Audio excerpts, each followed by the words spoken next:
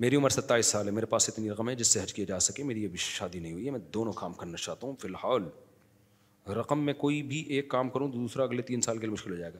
دیکھو جب حج کی درخواستیں جانا شروع ہوں اس وقت اگر آپ کے پاس اتنی رقم ہو کہ اس میں حج کی اپلیکیشن دینا ممکن ہو اور حج کا پورا سفر آپ کے لیے ممکن ہو تو پھر حج فرض ہو جائے گا, پھر آپ کے لیے اس پیسے سے شادی جائز نہیں ہے. جب حج فرض ہو جائے تو حج ہی رہتا ہے. تو ابھی حج کی درخواستیں جانا شروع نہیں ہوئی ہیں, تو اگر آپ چاہتے ہو کہ حج فرض نہ ہو تو اس کو پہلے خرچ کر لو, آپ اس رقم کو, سمجھ رہے ہو کہ نہیں سمجھ رہے, پہلے ہی شادی کر لو اور اس پہ وہ رقم خرچ کر لو. لیکن اگر حج کا جب درخواستیں جانا شروع ہو گئیں اور اتنی رقم آپ کے پاس پڑی ہوئی تو پھر حج فرض ہو جائے گا. اس کی مثال ہے جیسے نماز قضا ہونے لگے اور ادھر شادی ہو رہی ہے تو پہلے کیا پڑھو گے آپ, نماز پڑھنی پڑے گی بھلے وہ بارات بھاگ جائے واپس, ٹھیک ہے نا.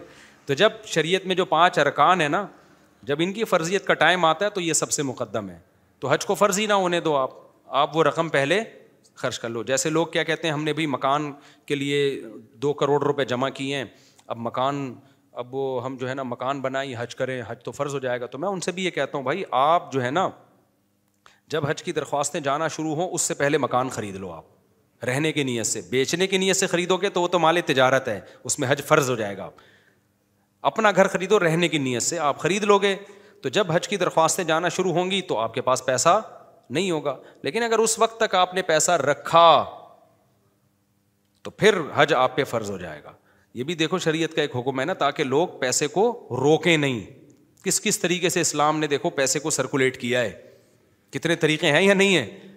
اسلام میں پیسہ جمع کر کے ایک چند لوگ سانپ بن کے بیٹھ جائیں, یہ ٹھیک نہیں ہے, تو پہلے خرچ کر دو اس کو.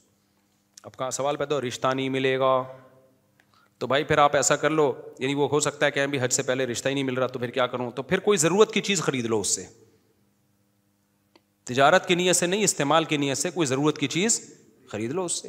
گھر خرید لو اس سے آپ کہ بھائی اتنے پیسے ہیں, کوئی چھوٹا موٹا فلیٹ لے لیتا ہوں, کام آ جائے گا, بیگم کو اس میں بھگا کے, استغفر اللہ, یعنی جو آج کل ہو رہا ہے اس کے حساب سے منہ سے نکل گیا میرے.